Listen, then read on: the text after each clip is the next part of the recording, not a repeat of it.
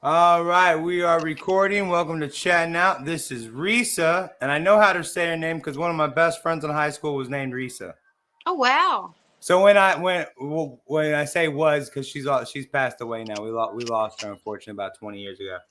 But she was always like literally she was one of the first people to make me feel really good about myself because I was a 300-pound fat kid, and her just like being nice to me and like she was like the prettiest girl in our high school, like, and she was my friend. I was like, yes.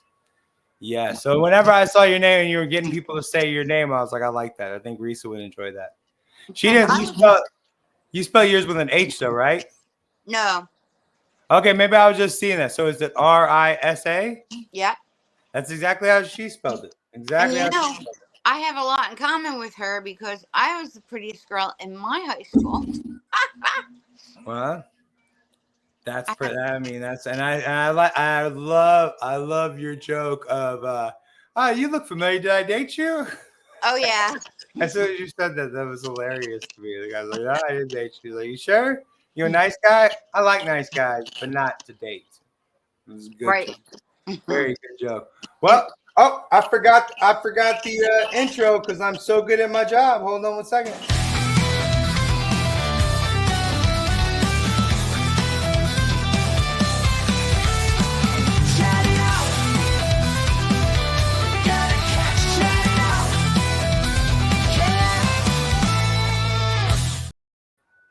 All right, welcome back. Again, this is Risa. She is absolutely hilarious. She's from Philadelphia, and one of our fans on YouTube is also a Philadelphian. I'm from Dallas, so we're not huge fans of each other, unfortunately. Oh. Yeah. Oh, I was gonna say something. You were talking about my joke. Yeah. About the nice guy. When the guy says, I say, "Are you a nice guy?" And he says, when he says no, I say, "You were nice last night." It's another good one. I like that. And you literally made, and I like the phrase LOL now because literally y'all, every comedian I've interviewed has made me laugh out loud.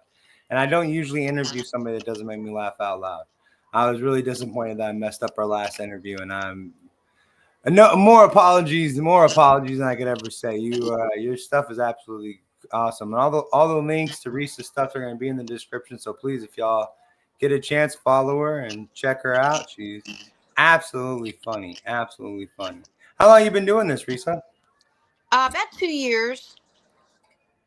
Well, you seem like you've been funny, or at least been funny your entire life. So have you always, everyone telling you like, hey, you should try being a comedian. You should try being a comedian.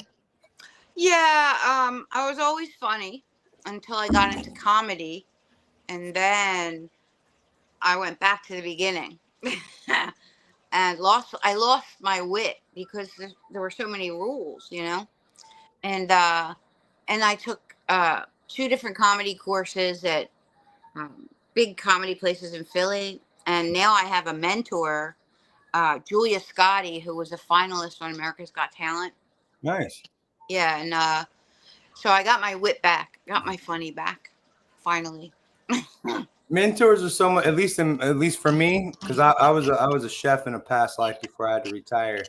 But I didn't go to school. I didn't go to culinary school. I found a mentor, and he showed me how to do. It's mentors in my life, and I think that with anything, you learn more from a person just sitting there bouncing stuff. It's almost like bouncing that ball against the wall and everything, and you just get better every time you throw it. Yeah. Practice. Practice makes perfect. Isn't that how you get to Carnegie Hall? Yeah.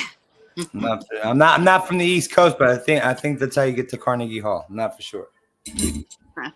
So you like cherry? I always ask every person from Philadelphia. You like the cherry water ice? Oh, yeah. We have all different flavors. But I don't eat sugar actually. But they do have a sugar-free water ice. There you That go. I'll have once in a while. See, I only say cherry water ice because I don't think I could do the somewhat accent in any other voice in my head. And I love cherry. So I feel like if I was gonna go get a water ice, it'd be a cherry water ice. It would be water. Water. Yeah, I see it. I love everything about that. I love it so much. Me and the guy from Philadelphia on my YouTube channel, we go so much back and forth, and it's only because our football teams don't like each other. I mean, I could really I mean, he always like, how you like it, cowgirls? I'm like, all right, dude, come on now, bro. I get it. I get it, dude. We suck. We've sucked for a long time. But you ain't got to be rude about it, Winter. Whatever, man. Whatever. So what is your favorite thing about being a Philadelphian, being from Philly? Hmm. I love the city. I don't live in Philly anymore. I live just outside of the city. But I was raised in Philly, and I was a teacher in Philly, and I went to college in Philly. And I love Philadelphia. Like well, yeah, I love the city. I just think it's so cultural, and in my opinion, it's a friendly city. Um, Right. it's a lot smaller than New York, so and it's more. I don't know. It's just friendly, much friendlier than New York. What grades did you teach in high school? Or I mean, I don't even know if it's what grades did you teach in school? Well, I taught all grades from 1 to 12, but mostly elementary, mostly third and fourth. So do you respond to Abbott Elementary? Is that true to life? You know what? I couldn't get into it, so probably not. All right. I understand that. Now, let me just apologize. I feel the need to apologize to every teacher I meet because I was such a shithead. So, I mean, I was literally, I used to be the guy that moved seats just to be a dick. And also, every teacher I met when I was growing up are the craziest, most awesome, fun people I've ever met in my life. Like the first time I drank a beer in a car, being a grown up, was with a teacher. She was in the car. She cracked a beer. I was like, "But we're driving." She's like, "We just smoked weed in the car." I'm like, "Yeah, but that's different than drinking and driving, I think." She's like, "No, it's not." She just cracked a beer in the car. I was like, "Holy shit! Okay, we're doing this, I guess. Guess we're doing this." We are crazy. We have to be for Well, doing that. especially to deal with shitheads like me. I was a terrible person. Like that's why I formally, and I don't do it as a joke. I formally apologize to every teacher I meet because I know you all have like 100 of me, and that's no fun. I was Well, not a good student. I'll accept your for all the teachers. Well, thank you so much. I appreciate that. I appreciate that. I'm gonna tell them, hey, this teacher. I'm gonna tell this. I got. It's like being to say the N word when one black person tells you it's okay. No, I'm joking. I'm sorry. That was bad. And the silence is deafening. The silence is deafening. No. I know. See, and that's what I tell it. Like everybody's like, "Oh, how's it feel to bomb on stage?" It's like it's not as bad as bombing to one girl straight to her face. I would trade bombing in front of one woman to trading in front of like 25 people, because that one woman, like all you're trying to do is impress that one woman, and she's giving you nothing. That's funny. That hurts. Funny. That hurts. Yeah. You know what? I did a recital last night. I'm taking piano and voice lessons. Oh, nice. Yeah, and I was up there on stage, and you know, all the other kids were nervous, and for me, like, it was nothing because being on stage as a comedian is nerve-wracking. You know, because you can bomb, and it's just so nerve-wracking. Now anything else is just easy peasy. Oh, real quick. So you singing? So I just saw a video of you singing on Facebook. So is that what you just did with your voice? Because I was watching and I didn't know why I was watching. I was like, oh, I thought she was a comedian. Like I was trying to like get prepared to what I was talking about and what I was doing. And I was like, oh yeah, she is a comedian.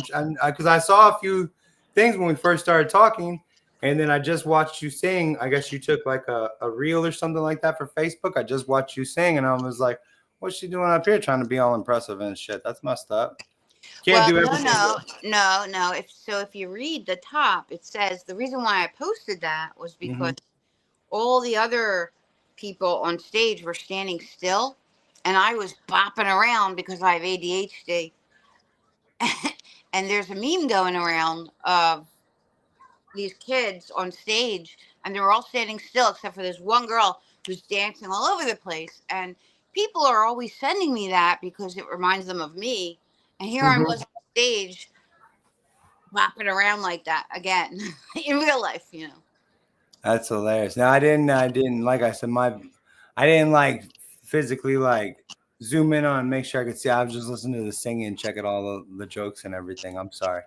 I Yeah. will rewatch it for sure before I post this, because I mean it was funny and cool, and I'm telling you, your jokes that I saw were absolutely funny, absolutely funny. I loved your delivery on there, and I love your kind of I don't give a fuck attitude.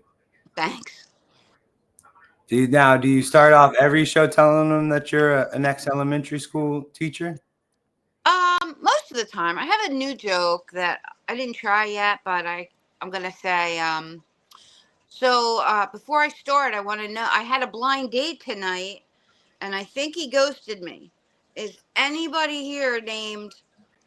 Oh my gosh. Who's that famous comedian from Philly?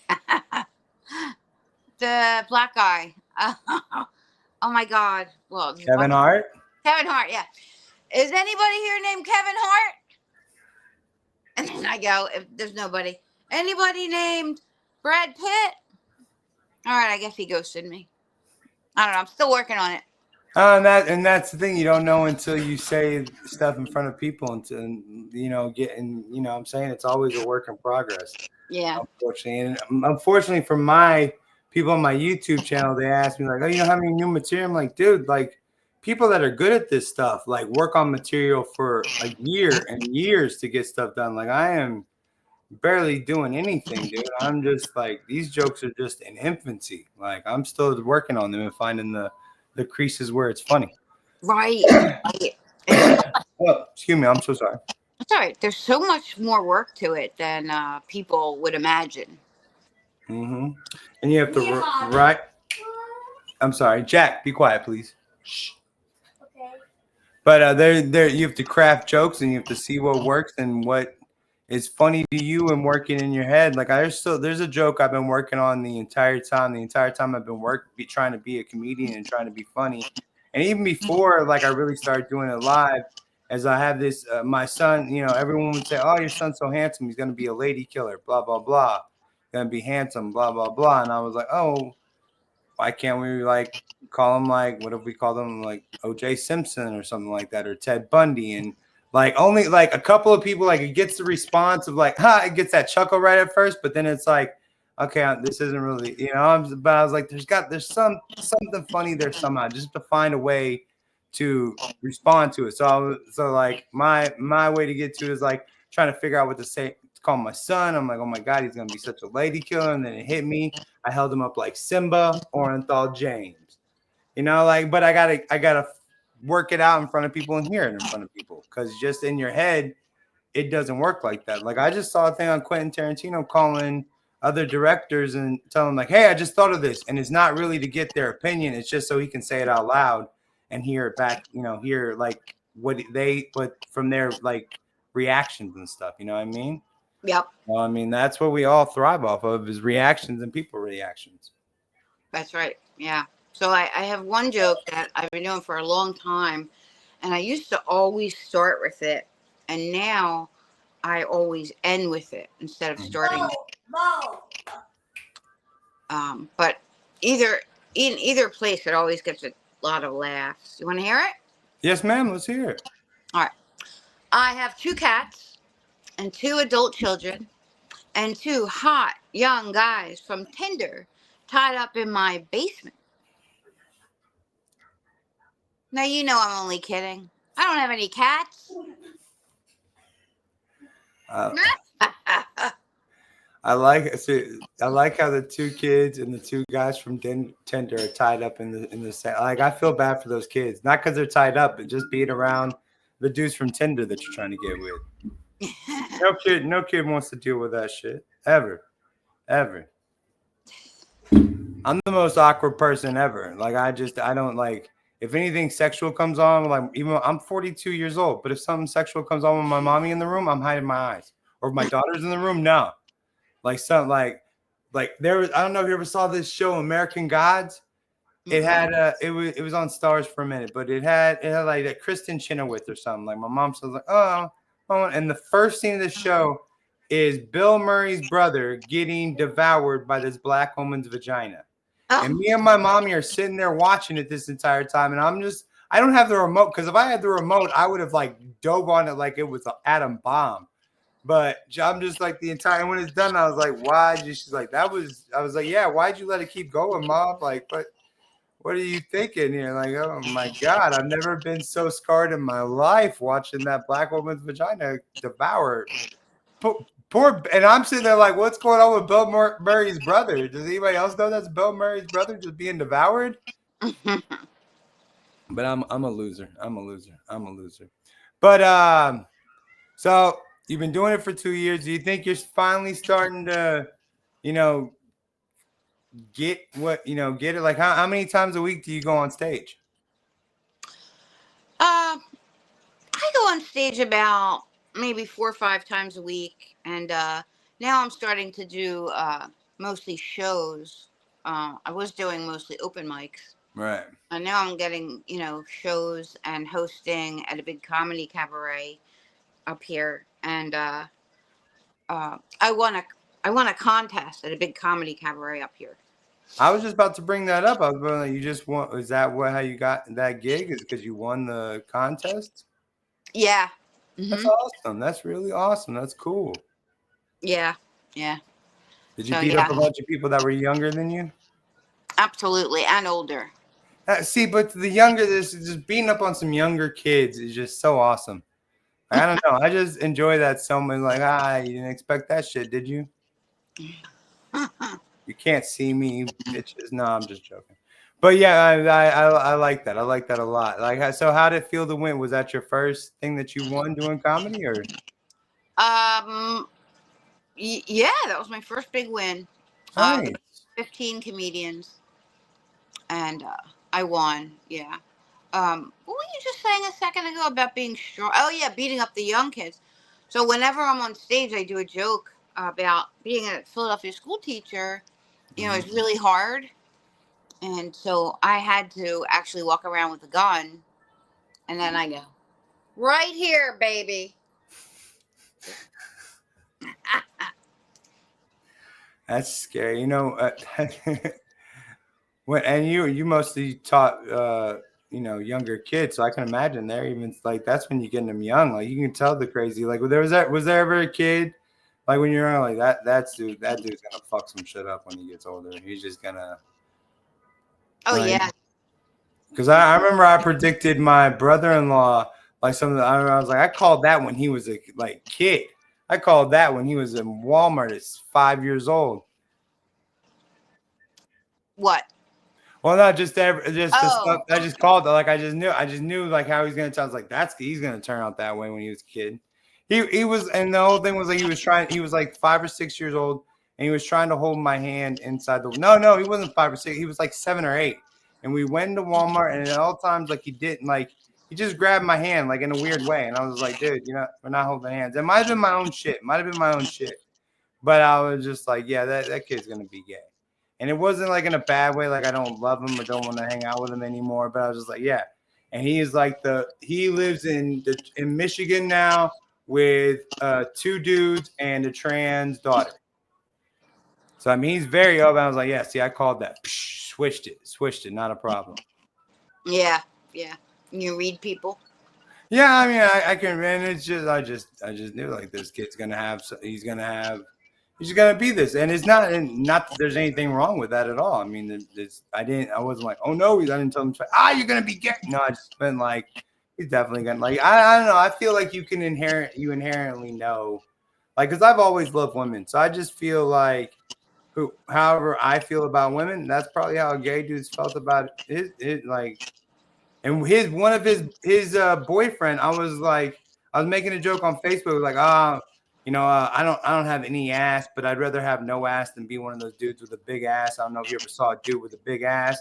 They're kind of trucking that thing behind him and stuff. And his boyfriend was like, send all those dudes with big asses my way. I was like, oh shit, I never thought about that.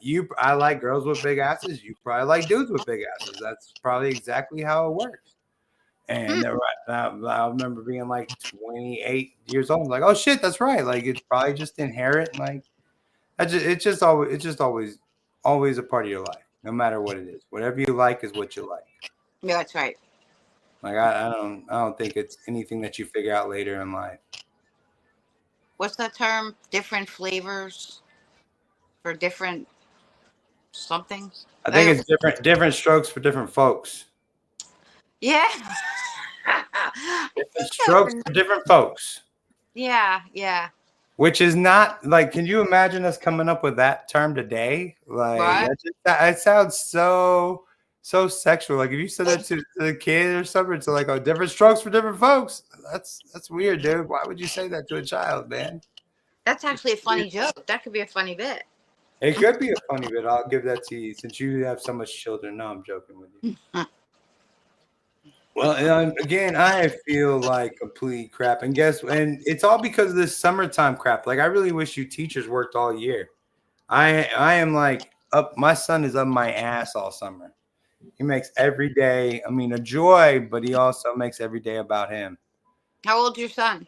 He's 6 years old. He turns 25 next year. He's smart, and that's the worst part. He's that autistic, like Tesla smart. Like the dude is already way smarter than me, and he learned it all. It has nothing to do with me. He learned it all from YouTube Kids. The problem, this is one of my jokes. The problem, remember they used to tell us, oh, don't let your kids watch too much TV. Don't let your kids watch too much stupid TV. That was our problem. I used to stay home and watch Beverly Hills 90210 and Judge Judy or People's Court or something. Like my son watches TV all day and it's telling him how to, do math and division and multiplication. And I remember like a couple years ago, it's like, hey, Jack, what's 5,000 plus 6,000? Dude said 11,000 real quick. Like, no, that would, at that age, maybe I could have come up with 5 plus 6, but the 1,000, no. There's no way. There's no way. You would have blown my mind with 1,000. If you added 1,000 to something, like, no, there's no adding that. Yeah, kids are smarter today. And you know what? They have to be in this world. But he doesn't have to be smarter than me at 6 years old. Like Sure he does. Like like you said, your vision isn't good. My vision isn't good. I have him read stuff out to me. I was making something that was like, hey, Jack, I'm looking for the temperature. I just need the numbers and like, I need the number. And so I was trying to explain to him what to read. He's like, oh, 350 degrees Fahrenheit. I'm like, oh, you dick. Of course you could say Fahrenheit. Like, why would you be like, I wouldn't be able to read Fahrenheit at 6 years old. No. I mean, it's great. I appreciate him being so smart, but it's just like, why you have to be so much more smarter than I am? Like, he'd be better at this YouTube thing too. He's over here playing his video games and he narrates everything he does. And he narrates it just like you hear these stupid YouTubers about their video games. Wow. I could put a camera on him right now and probably make money on people just watching him play or talking about him playing video games. That's a good idea.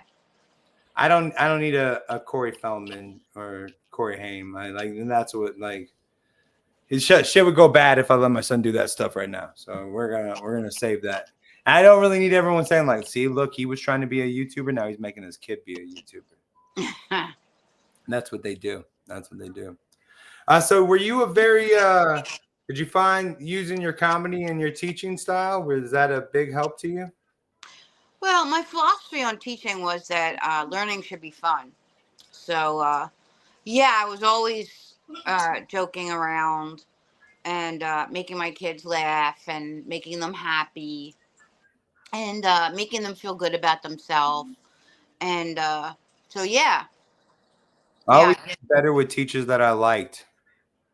Like in the 9th grade, I got like a 90 in my U.S. history class because the teacher was this coach student. He was awesome. I loved him. Like I loved the class. So in the 10th grade, they put me in pre-AP world history. No, she was the worst teacher ever, and I sucked in that class. Like it was the worst move ever. Worst move ever. I've never felt more dumb in my life. So I mean but if it would have been another awesome teacher, I might have done better. But I did not like her. I didn't like the class. I didn't like any of that stuff. So that was on me. That was on me. There was a study done that showed that prettier teachers were more interesting to listen to. Yeah, I could see that. I know. I could see that. I could see that. We are. we are especially male students. We are horned up little dudes. So I That's mean, why I did so well. see, see, and like I am a firm like any teacher that was with a heterosexual male student, there was no rape involved. That dude would have had to like we are down like you a dude is down to have sex at like age 11. So like if a teacher would have come to me and been like, hey, I would be like, totally, let's go. What are you talking about? Thank God. I've been Right. waiting for this my entire life. Yeah, I would catch students staring, like going into space. See, and I can believe that. I mean, funny teachers, sexy teachers, yeah, I could totally see that. Yeah. I'm working on a new joke about that. Um, being a Philadelphia teacher, I survived on mocha lattes, Hershey kisses, and a lot of sex. Not with my students. That's the joke. Well, I feel bad for those students. Like, actually, one of the crazy teachers, like I was like, and this crazy teacher, she did like 19 months in jail recently, and I'm sitting there talking to her, and like, and I asked her, I was like, "Do you ever get with a student?" And she said, "Not while they were at school." I was like, "Okay, well, that's still." He's like, "Yeah, graduated, and like we met afterward." I was like, "Okay, that's still. I mean, that's cool, I guess, whatever." But it's still. Why was she in jail? She threw something at her boyfriend, and it was considered manslaughter. She has her own problem at home, but her and her boyfriend was in a fight. She threw something at him, and if it would have hit him, it could have killed him. Oh. So it didn't hit him, and she did 19 months for attempted manslaughter or something like that. I don't know. And she still didn't like. She couldn't even lie to me about having like a sexual story in there. I was like, so any because she's very against ever being with like another one because she played tennis sports and stuff, and she was a tennis PE teacher. I was like, you had to like get with a girl at some point. She's like, no, that's disgusting, blah blah blah, gross. So then I was like, so when you were inside, like 19 months, like you're a sexual lady, so I'm happy. She's like, no, blah, like she was completely against it even in there. I was like, okay, whatever, man. Whatever, but yeah, she's got out and getting her life back together. So we wish her the best. We always wish her the best. That's good. So I have a pet sitting business now. Really? Yeah, very busy. All right. Well, if you got to get to work, you got to get to work. No. I just meant I have a really good business. I started it as a part-time thing, and it just grew. Really? Yeah. So I have another joke about teaching and pet sitting because when I was a teacher, if I called a parent in and told them, their kid did something wrong, they would say, well, you're the teacher, you take care of it. But now with pets, if a dog doesn't behave, then the owner says, oh my gosh, I'm so sorry, I have to fix that. So they take responsibility for their dogs, but people don't take responsibility for their kids. That is absolutely hilarious. That is probably. I was about to say. I bet you they are. Like while you're telling the joke, I was saying, yeah, I bet the pet owners are a lot more giving a crap about like their things than the parents are. That's crazy. I believe that. Pet sitting is a good. I mean, because there's dog watchers, there's pet sitters now. There's all kinds of little gigs you can pick up and do. I mean, in this kind of economy, it's that kind of stuff works. And if you have the space and you can, like, why not have a couple of pets? No, well, my business is it's not like a little gig. It's a full business, and I don't have them here. I do drop-in visits to people's homes. That's cool. That's cool. So when people are out of town, you go into their house and take care of their dog? Yeah, and when people work also. That's awesome. I literally was just thinking, I was like, I want a dog, companionship and fun and stuff. I was like, but then I'll really never be able to, between my dog and the sun, I will never be able to leave the fucking house again. Like, because everybody else that's here, like, there's other kids that live here, but they're not gonna make sure my dog goes out. They're not gonna make it like I'm not just gonna leave him in the backyard and leave for 24 hours or something like that. Right. So I was like, I was sitting there, I was really gung ho for it for about 2 weeks. I was like looking at dogs, all typing it up, looking, seeing if about adoption, looking and seeing what I could get, and then I was like, I will never leave the fucking house again. Yeah. I want to be able to leave the house.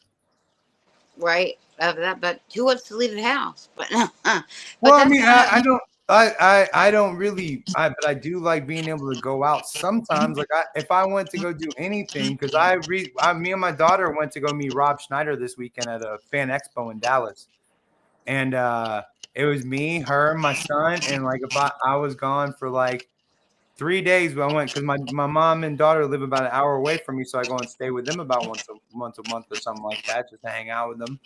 And I would have had to figure out my dog for the 3 days.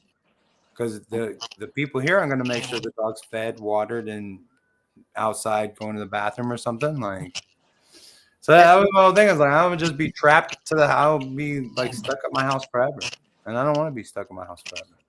Sometimes it's really good, never going anywhere. I like it. It's not a problem.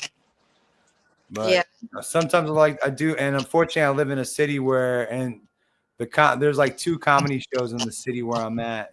Because I recently just moved from Dallas, and that was like the big metropolitan area. So that's what I was going to ask you, like, because you said you go on stage like 3 or 4 times a week. Do you live close enough to Philly to where you can get on stage inside Philadelphia?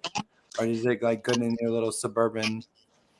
Well, there are a lot of mics in Philly, and I'm very close. And there are also a lot of comedy shows where I live in Bucks County. Okay. And there are a lot of comedy shows in Jersey. I'm very close to Jersey. And I also go to New York. Well, see, you got 3. And see, that's awesome. That is awesome. See, in Dallas, we had comedy shows like 2 or 3 times a week. All you had to do was get there and get on the list, and it wasn't a problem. But here, it's like 2 comedy shows, and you're pretty much doing the jokes in front of the same like 12 comedians. Oh, wow. And so it's hard. That's why that's why I use YouTube, and I use this site called Plausible, which is like an online. I know Plausible. Okay, well, that's awesome because because I use that often and like just work on my jokes and just try to get it out there because I'm one of those people that probably this is the way that I'm gonna be doing comedy in somehow, shape, or form. Like I'm not gonna be a stand-up comedian per se, but however I work this out, this is where I'm gonna be doing comedy. Is this way.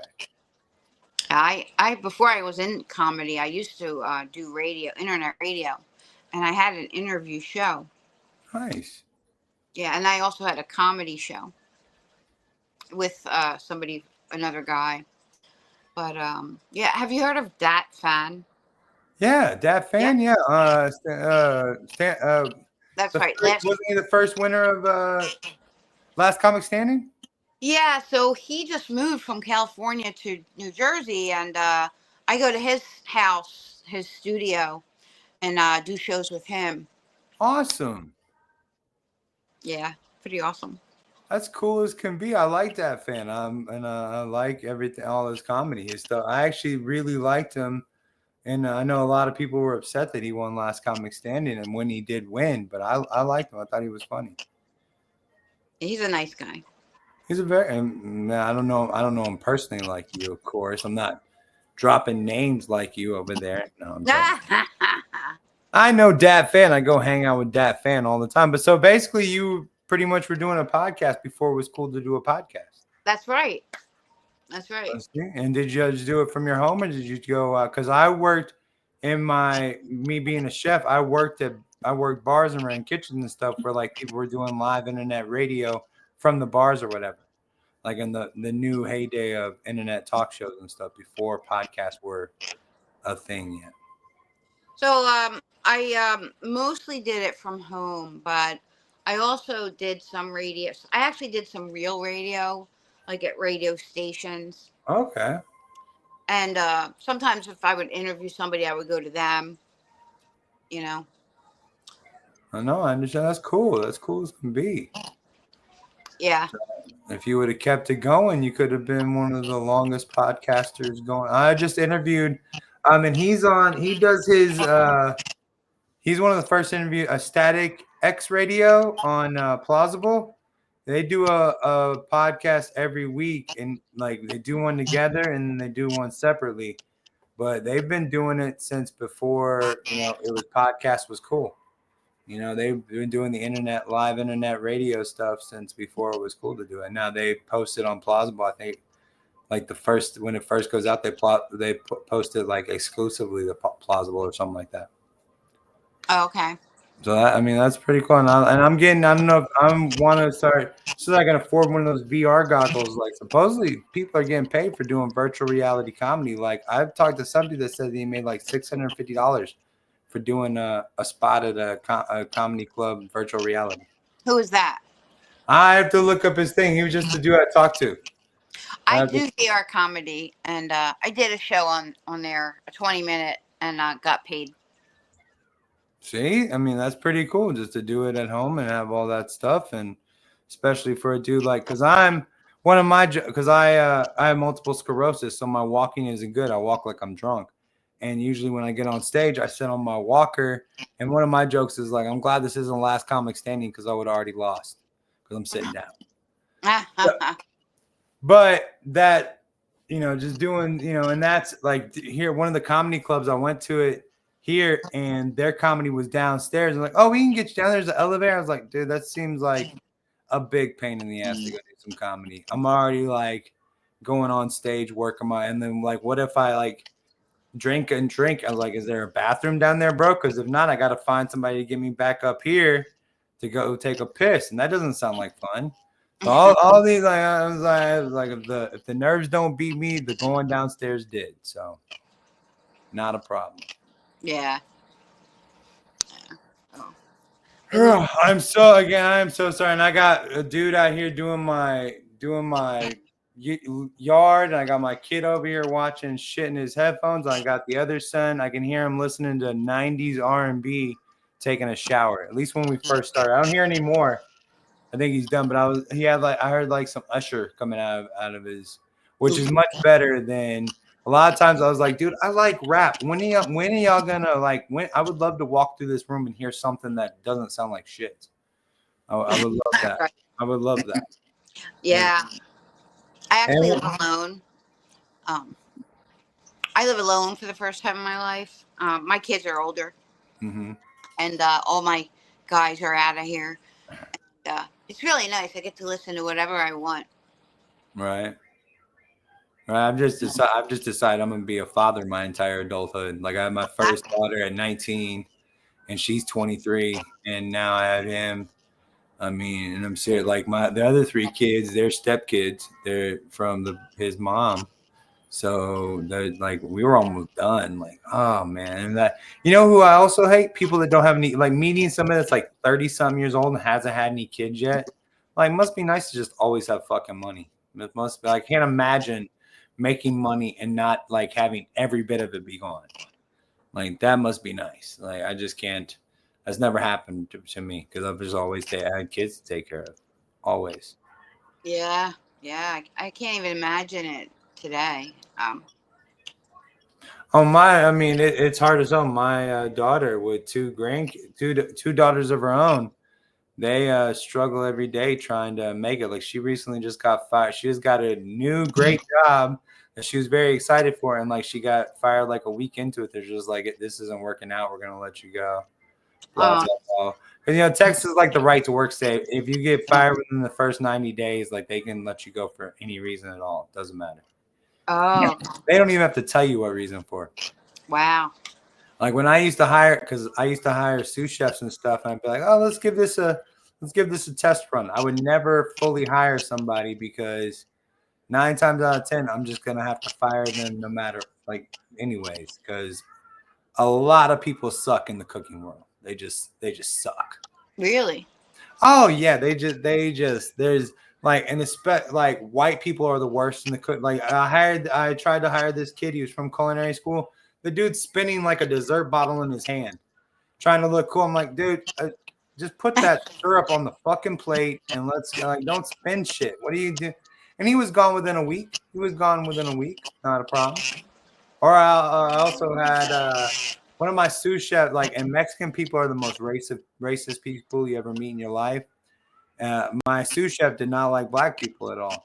And I was interviewing this black dude, and he wasn't really like doing anything for me. And then my sous chef came and was like, black people suck, chef. Why are you black people suck? I'm like, dude, I wasn't gonna hire him, but now that you said something shitty like that, I have to hire him. I feel like I have to hire him because you just like that's messed up, man.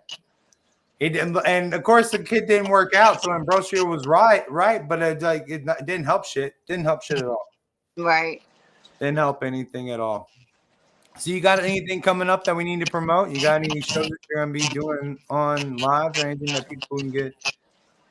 Yeah.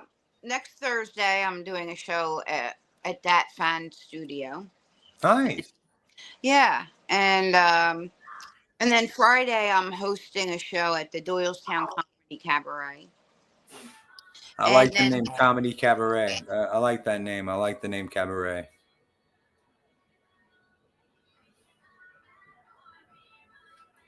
Oh. Saturday, I'm doing another show in, I think it's called Haverford. Is that New Jersey? No, Pennsylvania. Okay. Did you say Haverford? I think so, yeah. Could have sworn I knew that. I don't know. Maybe that just calls out New Jersey to me. That's stuck in my head. Haverford, New Jersey. I don't know why. There could be a Haverford, New Jersey. New Jersey has a lot of towns. Every place has the same name town everywhere. Like I think there's like 3 Dallases besides Dallas, Texas. I think there's another Philadelphia too. Which is really stupid. Like, how are you gonna have the name of one of your? And it's really like it's a smaller, crappy city too. Like it's not like a big, like Philadelphia type of city. It's like a smaller little podunk town, like probably some countryside. Oh, we're gonna name it Philadelphia. Why?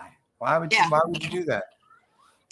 Yeah, it's ridiculous. I don't know. Like we can't be creative enough to come up with new names. especially on the East Coast. No, I'm joking with you. I'm sorry. That goes out to my Philadelphian friend Leo. Just for that, I'm going to send you our humidity. Oh, well, see, we're used to that down in Texas. We don't care about that. We're used like right now we're dealing with like 100 degree plus temperatures. The summer's just getting started, and it's a dry heat. It's a dry, hot heat. It just bakes outside. Just bakes. Yeah, but have you ever had humid heat? Yeah, we used to, like, if you go down to Houston or Austin, that gets a lot more humid the closer you get to the ocean and stuff, or the Gulf of America now. The closer you get to that, you get a little bit more humid. But in Texas, it's this dry, hot heat. Like sometimes it's so hot like dry, it like takes your breath away. Wow. Yeah, you know what? When I was 16, I took a tour around the whole country. Yeah. And I remember Arizona was so hot I couldn't leave the hotel. Mm-hmm. Yeah. Arizona, like I was driving through Arizona going to California to set up this stupid trade show shit, but the woman had, like, I like accents. Like, I like your accent. I like accents. Like, when I hear an accent from somebody, I'm like interested in where they're from. And she had an accent. I was like, oh my gosh, are you from here? Is that like a Arizona accent? She's like, where are you from? Your accent sounds stupid. It's like, damn, like I was interested in your accent. Okay, beesh. Whatever. Rude ass Arizonian. Yeah, I can't stand my accent. Oh, well, see, and that's like depending on where you're from, or depending on like how your accent sounds good. You got a good accent, don't? Yeah, everybody loves it, but from other places. Yeah. Right. You got that Philadelphian slang. I had a teacher in 7th grade, and she's like, "Hello, my name is Miss Taylor. You might think I sound funny because I'm from West Virginia." Oh my God, she was just the biggest. Like, I would just fuck with her nonstop. She would just would not stop. Like, I remember I found like cigarettes were sticking out of her bag one day, and I was a teenage 7th grade smoker, and I'm sitting there giving her shit like, "Oh, cigarettes are terrible, right, Miss Taylor?" "Oh, I think they're bad." I was like, "Oh, you know what? The worst is people that lie about being a smoker." You know what I mean? Like, I'm just being like this 7th grade douchebag to her. Like, I would have slapped my bitch ass. I'm like, go sit down, Keenan. What are you doing, you asshole? I quit smoking 3.5 years ago. Do you vape or anything? Nope. Nope. I quit smoking. And I quit smoking. That's the one thing I give my ex-wife is one day she gave me a vape pen and said we're gonna quit smoking. And so I was at work all day smoking on the vape pen and stuff like that. And then she comes to pick me up and she's smoking cigarettes again. Like I thought we were quitting. She said, nah, maybe next time, blah, blah, blah. And I was like, you know what? Out of spite, I am gonna quit. And that got me to quit smoking cigarettes, doing the vape thing, and then I just like it took me like 10 years, but I'm fine. And then after the vape, I did toothpicks in my mouth. It's really bad when your whole thing is oral fixation. That's all it was. Oral fixation. Yeah. I actually substituted exercise in the VR for cigarettes.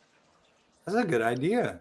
Yeah. Because it's really really great, like the exercise in the VR, a lot of music and beats, and it just gives you a lot of what's endorphins. Oh yeah, that's a good idea. You know what I learned when I quit smoking? One of the things I learned is part of the thing you get from smoking is actually just the inhaling, right? Yeah. So you can actually take your 2 fingers and pretend like you have a cigarette and get that deep inhale. Mm-hmm. And you get part of the relaxation or whatever that you get from a cigarette. Have you seen that stupid thing where it's just like an air tube and you're basically holding it like a cigarette and breathing in? No. And it's like it's basically just you're just breathing in air. They put something in there where it's like flavored air, and you can get like a little flavor or something. But you're basically just holding this tube and, like you said, breathing in and blowing out. And it's like $25. And I was looking at it, and my mom was like, "You should try that." I was like, "I'm not gonna spend $25 on a whole. I could suck on a straw. I think like I'm gonna spend money for these people so I can basically, and it's basically me. And it's such an oral fixation. It's just like sucking on a tiny penis. I'm so the Scott, keep it in my mouth. Let's go. Let's like calm down, bro. Calm down. I do smoke weed, and I went to like my place to pick up a new pipe, and I didn't really. I was just like, just give me anything. And they gave me a pink lighter and the most phallic looking pipe you've ever seen in your life. When it broke, the next time I went in, I was like, look, guys, I need another pipe, but this time I don't need to look like so much like a dick. Like this thing, I literally was holding it one day, and I was like, it just like, this feels like holding my own thing. Like, what is going on here? This is not cool at all. Like, I need something not phallic, please, to put in my mouth. Please. Yeah.